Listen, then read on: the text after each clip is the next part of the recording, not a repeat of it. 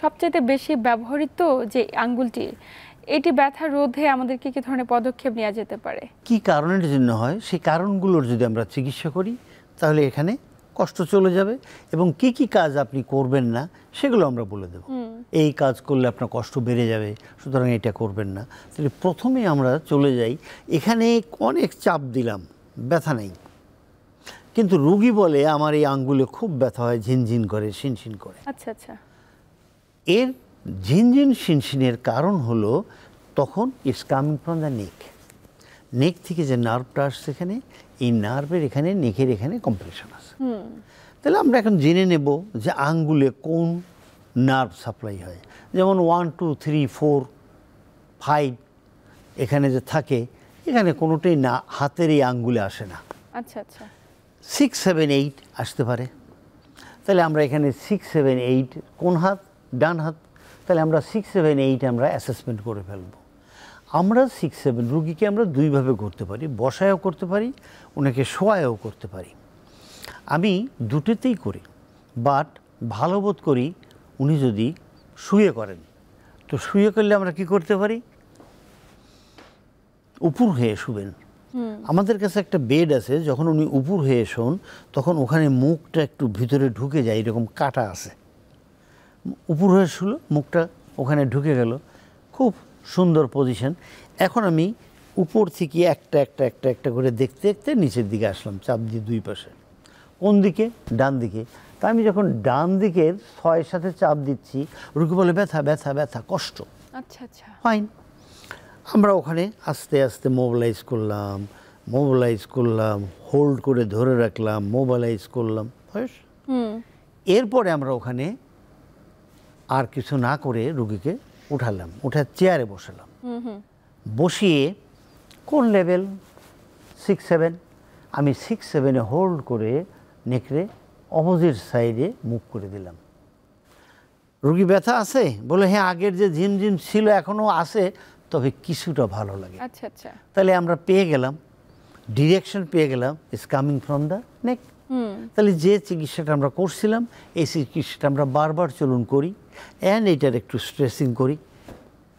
আশা করি এটা চলে যাবে ইনশাল্লাহ, বা আমাদের চেম্বারে যারা আসে তাদের এভাবে চলে গেছে, এই লোকেরও চলে যাবে।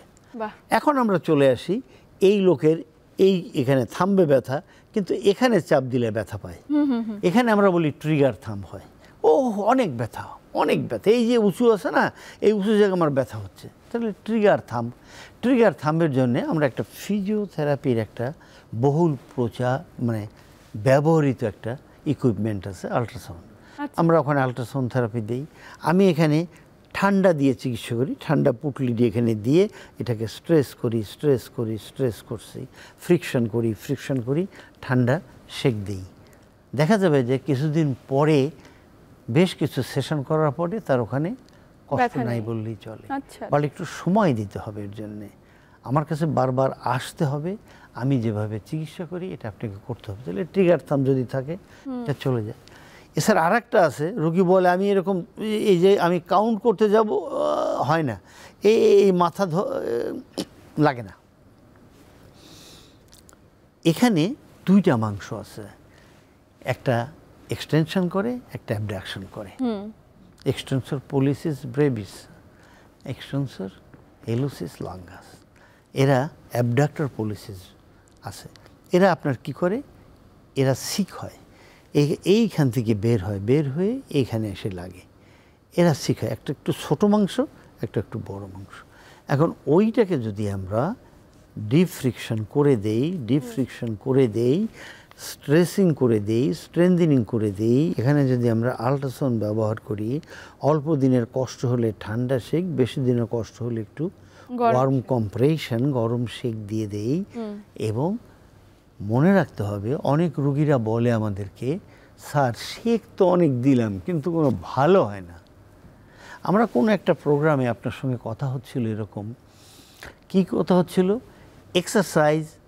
এক্সারসাইজ পুরাটা ভালো করবে না যদি আপনি পোস্টার চেঞ্জ না করেন। একদমই তাই। তো এখানে শুধু শেক দিলে আপনাকে ভালো করবে না।